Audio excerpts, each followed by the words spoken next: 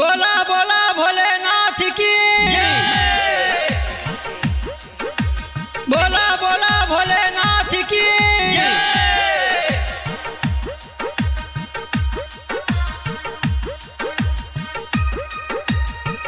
आप सुन रहे हैं ताज म्यूजिक की धमाकेदार प्रस्तुति।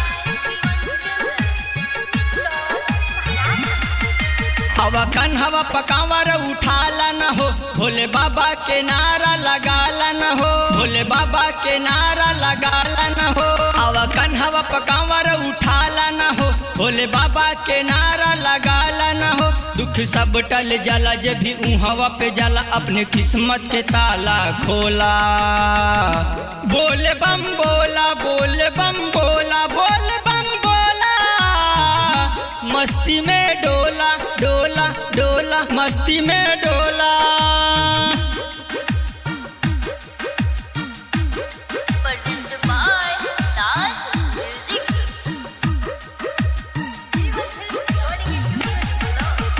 देवो के देव महादेव कहाले हावे हो बड़ा कहदानी। देवो के देव महादेव कहाले हावे हो बड़ा कहदानी।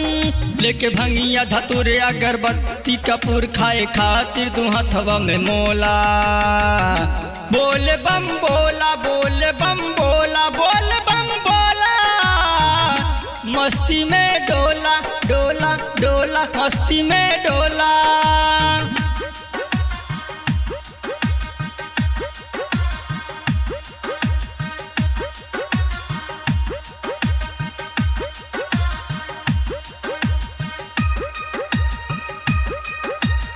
DJ दिनेश।